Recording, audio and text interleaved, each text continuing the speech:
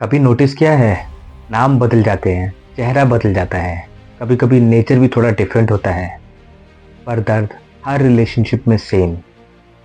कभी निगलेक्ट, कभी emotional distance, कभी ऐसा लगता है कि आप ही ज़्यादा एफर्ट कर रहे हो। अगर आपके मन में भी ये सवाल आता है कि मेरे साथ ही ऐसा क्यों होता है, तो इस वीडियो को स्किप मत करना, क्योंकि प्रॉब्लम लोग नहीं होते, पैटर्न होता है। सोचिए, लड़का या लड़की, फर्क नहीं पड़ता, हर बार इस होप के साथ रिलेशनशिप स्टार्ट करते हैं कि इस बार कुछ अलग होगा। शुरुआत में सब परफेक्ट लगता है, कनेक्शन फील होता है, अटेंशन मिलता है। फिर धीरे धीरे मैसेजेस कम होने लगते हैं, प्रेजेंस मिसिंग होने लगती है, और आप खुद को समझाने लगते हो शायद वो बिजी है, या फिर शायद आप ही ज़्यादा एक्सपेक्ट कर रहे हो या कर रही हो। फिर थोड़े टाइम बाद ब्रेकअप, और आप खुद से एक वादा करते हो कि अब ऐसे इंसान को चूज नहीं करेंगे। लेकिन नेक्स्ट रिलेशनशिप, सेम कहानी, बस एक्टर नया। इसे कहते हैं रिपीटिंग रिलेशनशिप पैटर्न। और ये कोइंसिडेंस नहीं होता, ये तब होता है जब हम इमोशनली अनअवेलेबल लोगों की तरफ अट्रैक्ट होते हैं, कंसिस्टेंसी के बदले इंटेंसिटी को चूज करते हैं, बेयर मिनिमम को प्यार समझ लेते हैं। और सबसे डेंजरस थॉट ये होता है, अगर मैं थोड़ा और ट्राई कर लूँ तो वो बदल जाएगा या बदल जाएगी, और फिर यहीं से साइकिल शुरू होता है। सच ये है, हम उन्हीं लोगों को चूज करते हैं जो हमें इमोशनली जाने पहचाने लगते हैं, फिर चाहे वो दर्द ही जाना पहचाना क्यों ना हो। जो प्यार अप्रूवल के साथ मिले, जो प्यार अनप्रडिक्टेबल हो, जो कभी पास आए, जो कभी दूर जाए। दिमाग बोलता है ये प्यार जैसा लग रहा है, पर असल में ये प्यार नहीं होता, ये आपके पुराने दर्द का रिप्ले होता है। और आप इन्हें चूज नहीं कर रहे, आप अपनी अनहील्ड स्टोरी को चूज कर रहे हो। एक लाइन याद रखना, हम प्यार वहीं ढूंढते हैं जहां हम खुद को प्रूव कर सके। अगर बचपन में या पास्ट में प्यार कमाना पड़ा, नेग्लेक्ट नॉर्मल बन गया, इमोशनल सेफ्टी नहीं मिली, तो प्रेजेंट टाइम में आप रेड फ्लैग्स इग्नोर करोगे, ब्रेड क्रम्स को अफेक्शन मान लोगे, और फिर आप पूछोगे कि लोग मुझे सीरियसली क्यों नहीं लेते।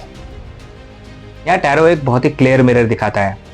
जब ऐसे रिलेशनशिप पैटर्न्स के कार्ड्स खुलते हैं, तो जो सबसे कॉमन कार्ड आता है वो है 6 ऑफ कप्स।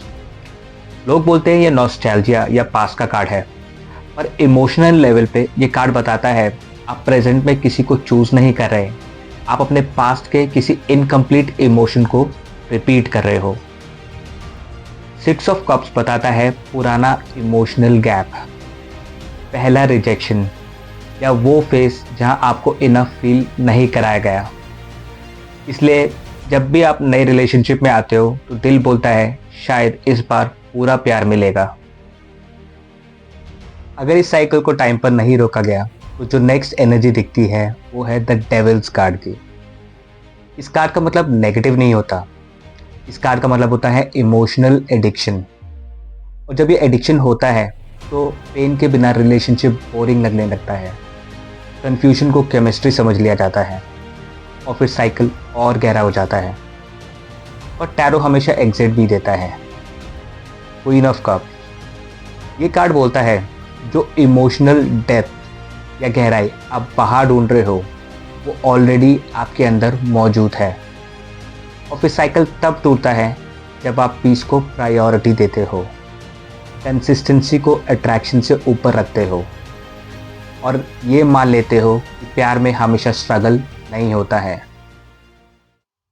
एक सिंपल ऑब्जर्वेशन एक्सरसाइज ट्राई करो।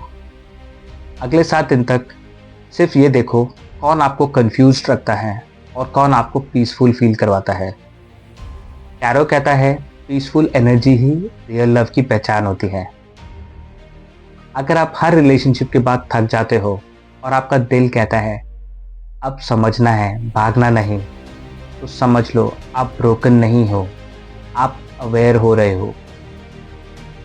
और अगर आप टैरो और साइकोलॉजी को सिर्फ प्रेडिक्शन की तरह नहीं, एक हीलिंग टूल की तरह समझना चाहते हो, तो आप हमारे channel mind shift with DR को अभी सब्सक्राइब कीजिए।